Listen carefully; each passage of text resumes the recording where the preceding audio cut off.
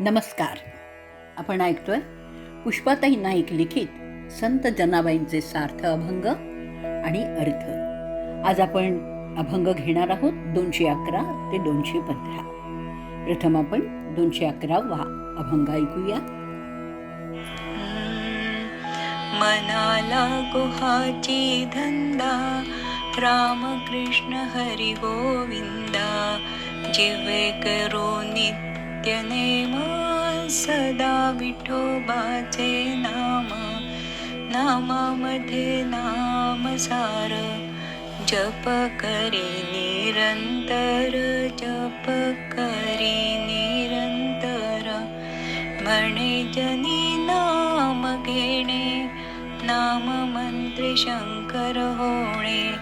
म्हणे जनी नाम घेणे, नाम मंत्री शंकर होणे. अर्थ: राम, कृष्ण, हरी, गोविंद अशी देवाची नावं घेण्याचं काम मला असावं, हाच माझा धंदा आहे आणि हाच माझा छंदही हवा आहे. माझ्या जिव्हेनेही असाच नित्य नियम केला पाहिजे की कायम विठोबाचं नाम घेतलं पाहिजे. अव्याहत जीवाने नामस्मरण करत राहणं, जप करत राहणं हेच त्या नामाचं नामसार आहे. अशा सततच्या नाम अनुसंधानाने जीवाशिवाची भेट होते. म्हणजेच ज्या देवाचं आपण नाम घेतो त्या देवाचेच आपण होऊन जातो, असं जनाबाई म्हणत आहे. पुढचा अभंग 212वा आपण ऐकूया. स्मरण तेची करू, वाचे राम राम स्मरू. आणि न करू ते का, वाचे धरू हाची नेम. सुकृताचे फळ, जनी म्हणे हे केवळ. स्मरण ते हेची करू, वाचे राम राम स्मरू. अर्थ: स्मरण नेहमी हेच करू की वाचेने राम राम या नामाचं स्मरण करीत राहणं, त्याचंच फक्त अनुसंधान ठेवणं. त्याशिवाय कोणतीही काम, इच्छा, कामना करणारच नाही. वाचेला रामनाम घेण्याची सवय लावी, हा रामनाम घेण्याचाच नियम करायचा. हे अर्थातच मागील कोणीतरी पूर्वसुकृत पुण्याचं केलेल्या चांगल्या कामाचंच फळ आहे. रामनाम सतत मुखी राहण्याचं हेच एकमेव कारण आहे, असं जनाबाई म्हणतात. पुढचा अभंग 213वा ऐकूया. मना मागे मन लावू, तेथे सर्व सुख पाहू. मग आम्हा कायऊन, दया करी नारायण. जनी म्हणे ऐसे मन, करू देवा हो आधीन. करू देवा हो आधीन. सतत बाह्य जगाकडे धावणाऱ्या या मनाला अंतर्मनाकडे लावू, आणि एकदा का मनाला अंतर्मनाची ओढ लागली ना की मग तिथे असणारे अविनाशी सुख अनुभवू. मग आमच्यासारख्यांना काय बरं कमी असणार आहे, कारण नारायणाची कृपा, दया आमच्यावरच असणार. त्यासाठीच म्हणजेच नारायणाची कृपा पात्र होण्याला मनाला एवढं अंतर्यामी करू की ते मन विषयाधीन न राहता देवाधीनच होईल, असंच जनाबाई म्हणतात. पुढचा अभंग 214वा आपण ऐकूया. सत्वरजत मी असे हे बांधिले, शरीर दृढ झाले अहंकारे.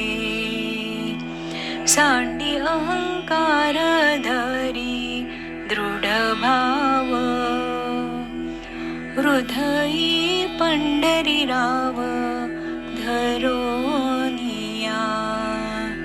नामयाची जनी भक्तीसी भुलली, ते चरणी राहिली विठोबाचे.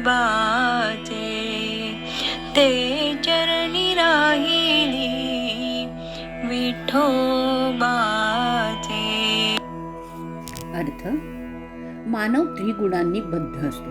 सत्व, रज, तम या त्रिगुणाचं शरीर, यात भरीला भर म्हणून चौथा अहंकार हा ठासून भरलेला असतो. हा अहंकार मी काढून टाकला, त्याचा त्याग केला आणि हृदयात पांडुरंगाबद्दलचा दृढ भाव धरला. नामयाची जनी भक्ती रसात बुडून गेली आहे. ती भक्तिमय झाली आहे, म्हणून तर तिला विठोबाच्या चरणी ठाव मिळालेला आहे. पुढचा अभंग 215 ऐकूयात. नित्य सारु हरी कथा, तेणे काळ काय आता. वनवासिका धाडिले, कृपाळे बाहू विठ्ठले. आशा मनशा तृषा तिनी, ह्या तो ठेविल्या बांधोनी. काम क्रोध विषय झाले, हे तो मोहोनी राहिले. अवलोकुनी कृपा दृष्टी, जनी म्हणे देई भेटी. जनी म्हणे देई भेटी. हरिकथेतून जीवनाचं खरं सत्य मिळत असतं. जिथे हरिकथा निरंतर चालूच असते, तिथे काळाचा काहीही परिणाम होत नाही.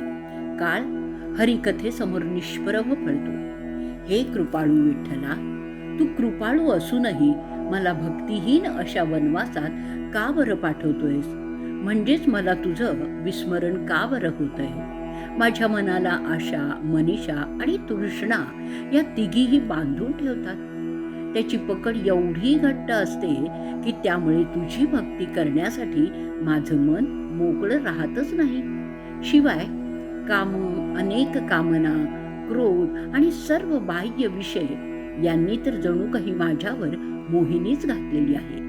हे सगळं अवलोकून हे पांडुरंगा, तुझी कृपादृष्टी माझ्यावर ठेव रे, आणि मला तुझी भेट दे, दर्शन दे, असं जनाबाई म्हणत आहेत. आजचा भाग आपण इथे संपवणार आहोत. जय जय राम कृष्ण हरी. जय जय राम कृष्ण हरी.